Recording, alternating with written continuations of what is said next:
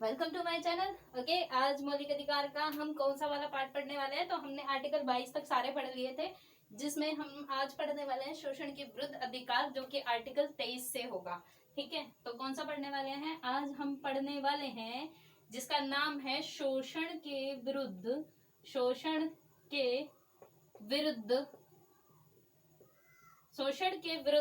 मौलिक अधिकार या फिर अधिकार। शोषण के विरुद्ध अधिकार, जो शोषण किया जाता है उसको लेकर ये अधिकार दिया गया है। Right against exploitation. ठीक है, ये इसका इंग्लिश अनुवाद है। और आपने अगर मेरी प्रीवियस वीडियो नहीं देखी तो प्रीवियस वीडियो जाकर देखिए। मौलिक अधिकार पढ़ने में जब तक सीक्वेंस में नहीं होते मजा नहीं आता, पढ़िए उन्हें जाकर। बल्कि पॉलिटी को पूरे सीक्वेंस के साथ पढ़नी चाहिए। तो मैंने हर एक पार्ट की वीडियो बना रखी है, आप पीछे जाइए और मेरी प्लेलिस्ट देखिए। पॉलिटी की एक प्लेलिस्ट है पूरी, उस प्लेलिस्ट में हर वीडियो पड़ी हुई है। उन वीडियो को ध्यान से देखिए, क्योंकि मैंने डीपली उसमें सारा कुछ एनालाइज कर रखा है। तो आज हम आर्टिकल 23 और आर्टिकल 24 के बारे में पढ़ने वाले हैं, जो है शोषण के विरुद्ध अधिकार में आता है। यानी हम कहें कि शोषण के विरुद्ध अधिकार में कौन कौन से आर्टिकल आते हैं?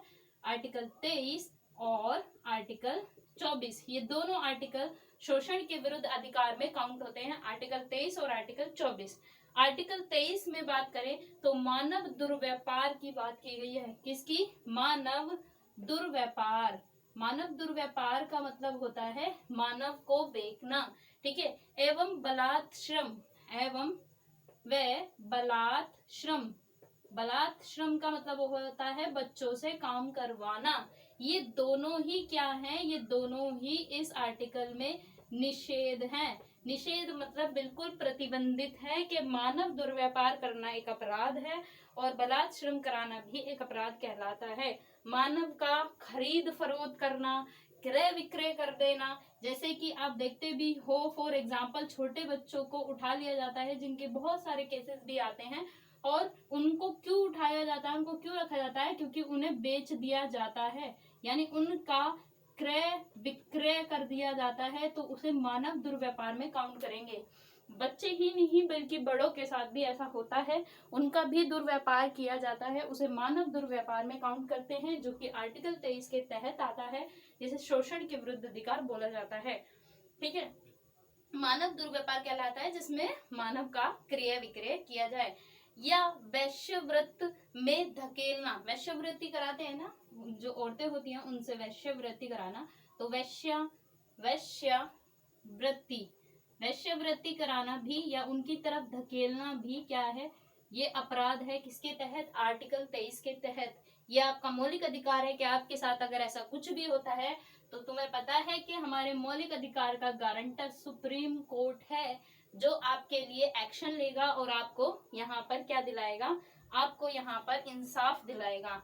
अंगों की खरीद बिक्री भी की जाती है, वो भी इसी में आती है। जैसे किसी के हाथ काट कर बेच देना, आंखें निकाल कर बेच देना, या फिर कुछ और पार्ट बॉडी का निकाल कर बेच देना, वो भी मानव दुर्व्यापार में आता है, यानी शोषण के विरुद्ध अधिकार में आर्टिकल 23 के तहत आता है। दास प्रथा, पहले दास प्रथा बहुत चलती थी। दास प्रथा पहले तो कुछ ऐसा भी चलता था कि लोगों को बचपन में ही किसी बच्चे को खरीद दिया जाता था और उसे पूरी जिंदगी अपना दास बनाकर रखा जाता था। इसे दास प्रथा कहते हैं, यानी पूरी जिंदगी उससे अपना सारा काम कराया जाता था, उसे हम दास प्रथा कहते हैं।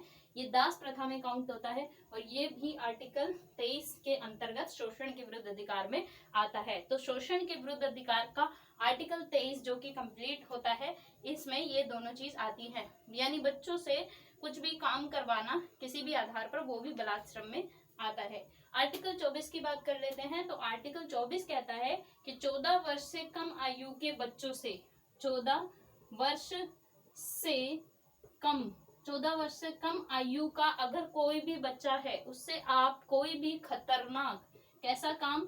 तो खतरनाक काम करवा रहे हैं। खतरनाक का मतलब है आप किसी माइनिंग में, किसी कोयले की खान में, पटाखों की फैक्ट्री में, ये सारे खतरनाक काम होते हैं जहां पर क्या होता है, कहीं ना कहीं इम्पैक्ट उनकी मानसिक और शारीरिक स्थिति पर पड़ सकता है। तो इसको हम क्या कहते हैं? इसे भी हम शोषण के विरुद्ध अधिकार कहते हैं। यानी यहाँ पर बच्चों का क्या किया जा रहा है? शोषण किया जा रहा है। उनको इन कारखानों में खतरनाक काम कार्यों में नियोजित कर उनका शोषण किया जा रहा है। जो उम्र उनकी पढ़ने लिखने की है, 14 वर्ष से कम पढ़ने लिखने की और अपना जीवन बनाने की है, उस उम्र में उनसे खतरनाक काम कराया जा रहा है और ऐसी जगह काम कराया जा रहा है जहां उनका जीवन भी जा सकता है। तो ये शोषण के विरुद्ध अधिकार थे, आपको समझ में आ जाना चाहिए। वैसे तो शोषण के विरुद्ध अधिकार सुनते ही कि कहीं ना कहीं मानव का शोषण हो रहा होगा, तो मानव का शोषण दो तरीके से होता है, या तो मानव का दुर्व्यापार होता है, दुर्व्यापार मतलब बेचना खरीदना, ठीक है, और बलात् श्रम करा जाता है, यानी बच्चों को परेशान करना, बच्चों से काम कराना, ये सब निषेध होता है। आर्टिकल 24 कहता है कि इनने कैटेगरी बनाई कि किस उम्र, तो 14 वर्ष से कम उम्र के बच्चों से तो आप काम करा ही नहीं सकते, बल्कि खतरनाक जगह पे तो बिल्कुल भी नहीं करा सकते, वो अपराध होता है, और अगर पकड़े जाते हो ऐसे काम कराते हुए तो आपको सजा मिलती है आईपीसी के तहत। ओके, इसका अगला है धार्मिक स्वतंत्रता का अधिकार। अगला हम जो पढ़ेंगे अधिकार, उसे बोलते हैं धार्मिक स्वतंत्रता का अधिकार। क्या है? धार्मिक स्वतंत्रता का अधिकार। धार्मिक स्वतंत्रता मतलब धर्म को लेकर स्वतंत्रता मिली हुई है आपको। आपके मौलिक अधिकार आपकी धर्म की स्वतंत्रता भी देते हैं। इसमें आर्टिकल 25, 26 कौन कौन से आते हैं? आर्टिकल 25, आर्टिकल 26, आर्टिकल 27 और आर्टिकल 28, ये किसमें आते हैं? तो ये सारे आर्टिकल धार्मिक स्वतंत्रता के अधिकार में आते हैं। यानी हम कह सकते हैं आर्टिकल 25 से लेकर आर्टिकल 28 तक धार्मिक स्वतंत्रता के अधिकार की बात करते हैं।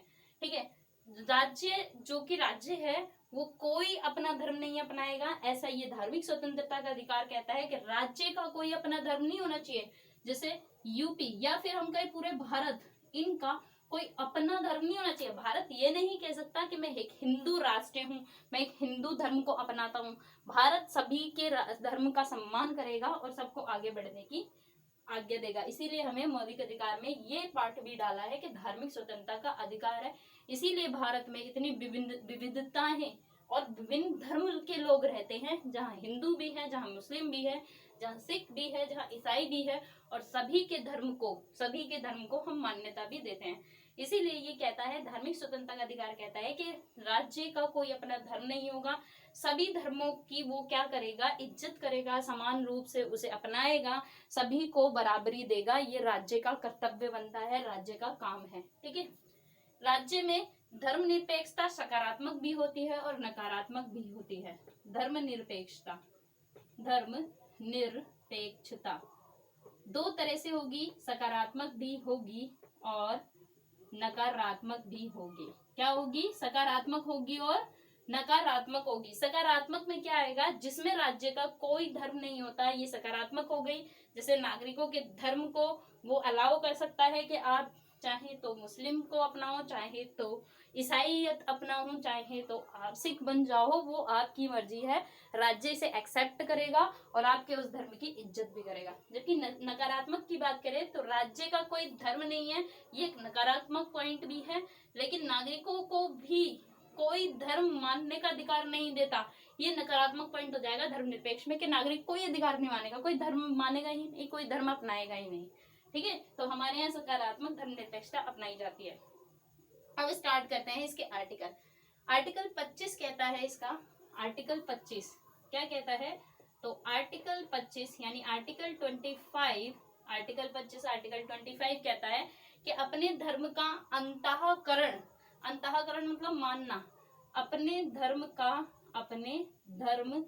का अंतःकरण, अंतःकरण यानी मानना, अपने धर्म को मानना, अपने धर्म को अपनाना, उसका आचरण करना, उसका प्रसारण करना, उसका आचरण करना, उसका प्रसारण करना या प्रसार करना, उसको विस्तारित करना, ठीक है, प्रचार करना उसका या प्रचार करना उसका, ये सब आपके अधिकार हैं। ये सब क्या है? अधिकार है। आप चाहो तो जिस धर्म को अपनाते हो अपने धर्म के लिए समय निकाल कर प्रचार कर सकते हो। आप चाहो तो जिस धर्म को अपनाते हो उस धर्म को मान सकते हो, उस धर्म की सारी जो प्रथाएं होती है, जो भी चीजें होती हैं वो अपना सकते हो और काम कर सकते हो उसके अकॉर्डिंग। ये आर्टिकल 25 कहता है। लेकिन आर्टिकल 25 का 2 इस पर युक्त निर्बंधन लगाता है। आर्टिकल 25 का सब क्लोज 2, आर्टिकल 25 का सब क्लोज दो कंडीशन या 3 कंडीशंस पे वो लगाता है युक्तियुक्त निर्बंधन। तो वो है कि लोक व्यवस्था आपके धर्म के कारण नहीं बिगड़नी चाहिए। आप अपने धर्म को अपनाते हो वो ठीक है, अपने धर्म के अकॉर्डिंग काम करते हो वो ठीक है, लेकिन हमारे यहाँ की लोक व्यवस्था अगर आपके धर्म के कारण बिगड़ती है तो वो युक्तियुक्त निर्बंधन में काउंट होगा। सदाचार, यानी हमारे यहाँ पर सदाचार में अगर हमारा सदाचार जो है वो किसमें पड़ती है, मुसीबत में, तो भी ये गलत होगा।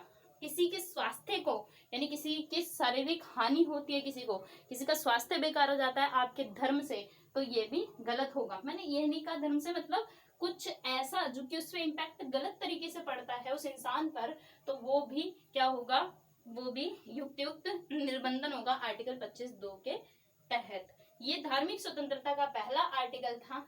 आगे के 26, 27 और 28 आर्टिकल को हम नेक्स्ट वीडियो में देखेंगे। मेरी नेक्स्ट वीडियो को देखना ना भूलें, बल्कि प्रीवियस वीडियो जो पहले आ चुकी हैं उनको भी देखें और देखकर अपने इस पॉलिटी के पोर्शन को बहुत मजबूत करें।